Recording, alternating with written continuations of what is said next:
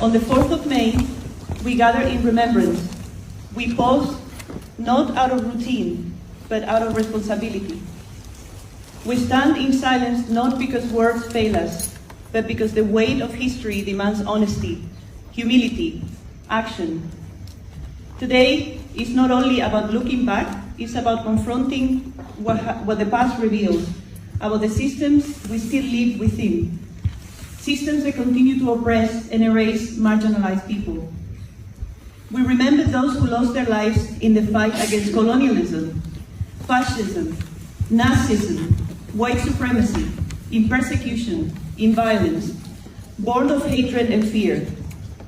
We remember the millions murdered during the Second World War, men, women, and children, whose names, dreams, and futures were erased. Among them were countless Jewish families, dehumanized and destroyed by a regime that turned prejudice into policy and policy into genocide. Their absence is not just a silence, it's a reminder, it is a warning. Because what we remember today did not emerge out of nowhere. Fascism did not arrive fully formed. It was built step by step on foundations that already existed: racial hierarchies, economic exploitation, colonial violence, and the belief that some lives matter more than others.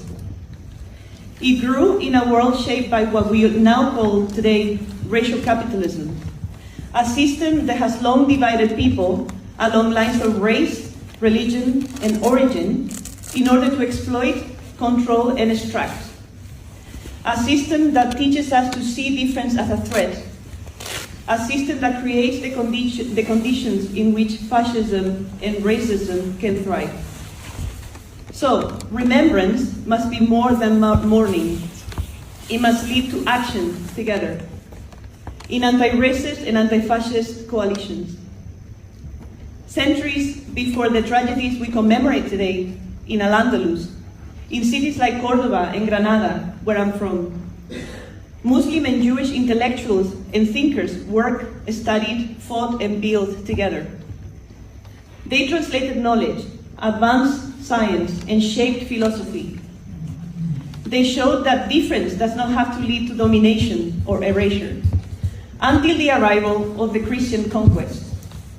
In an ethno-religious state, based on the supremacy of one people and the erasure of others, there are no possibilities for coexistence.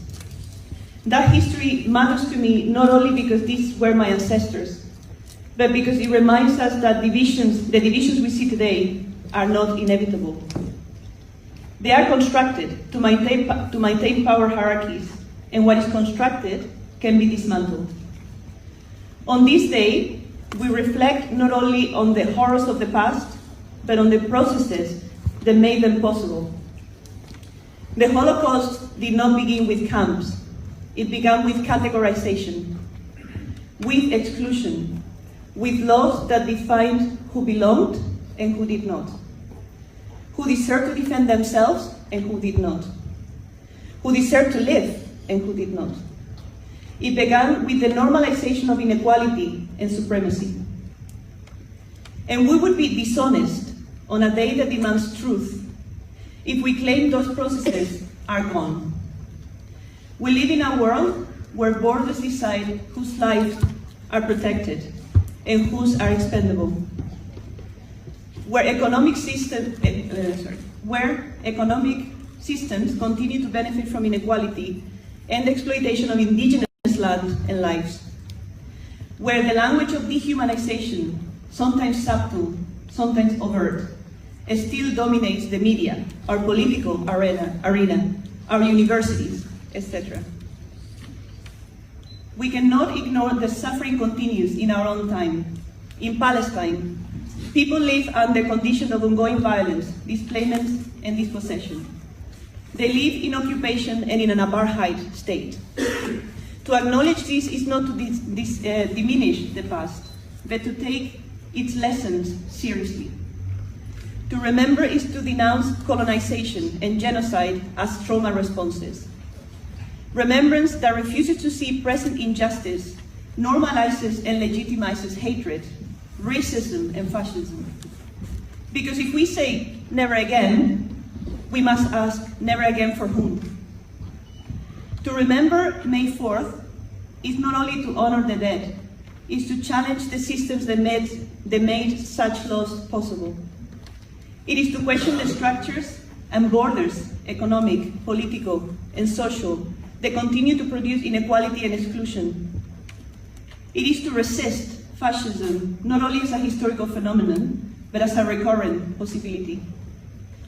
And it is to choose something else. Al-Andalus reminds us that we are stronger together, but also that such togetherness requires humility, acknowledging and challenging marginalization, and a willingness to fight for equality, not in abstraction, but in material reality. In a moment, or later today, we will observe 2 minutes of silence.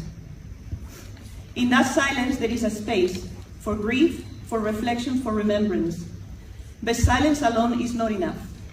Silence is not enough. When it ends, we return to a world that asks something of us. A world where lessons of history are not settled but contested. A world where remembrance must become action. Action that challenges inequality. Action that resists dehumanization. Action that refuses to let the past be reduced to ceremony while its conditions persist. Organize in your collectives and pressure our institutions to demand accountability of those facilitating today's oppression and genocide in Palestine, in Lebanon, in Iran, in Congo, in Sudan, and the list continues. Never let hatred and racism be normalized. Sorry, my voice. Resist the marginalization of people right here in Rotterdam. Join the fight against Islamophobia, against anti-Arab hatred, against transphobia, against Jewish hatred. Because remembrance is not only about honoring what was lost, it's about refusing to accept a world where such loss remains possible. Let us remember and let that memory demand something of us.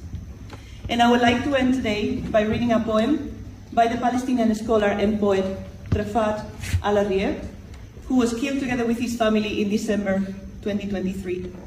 Bear with me, it's a difficult one to read, let's say.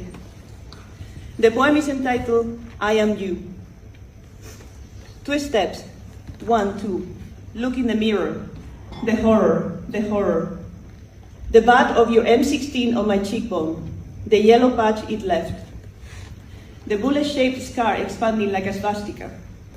Snaking across my face, the heartache flowing, out of my eyes, dripping, out of my nostrils, piercing my ears, flooding the place, like it did to you 70 years ago or so. I am just you. I am your past, haunting your present and your future. I strive like you did. I fight like you did. I resist like you resisted. And for a moment, I'll take your tenacity as a model. Were you not holding the barrel of the gun between my bleeding eyes? 1, 2, the very same gun, the very same bullet that killed your mom and killed your dad is being used against me by you. Mark this bullet and mark it in your gun. If you sniff it, it has your and my blood. It has my present and your past. It has my present, it has your future. That's why we are twins. Same life track, same weapon, same suffering, same facial expressions drawn on the face of the killer. Same everything, except that in your case, the victim has evolved backward into a victimizer. I tell you, I am you, except I am not the you of now. I do not hate you. I want to help you stop hating and killing me. I tell you, the noise of your machine gun renders you deaf. The smell of the powder beats that of my blood. The spark disfigures my facial expressions. Will you stop shooting for a moment, will you? All you have to do is close your eyes. Seeing these days blinds our hearts. Close your eyes tightly so that you can see in your mind's eye, then look into the mirror. 1, 2, I am you, I am your past, and killing me, you kill you. Thank you so much.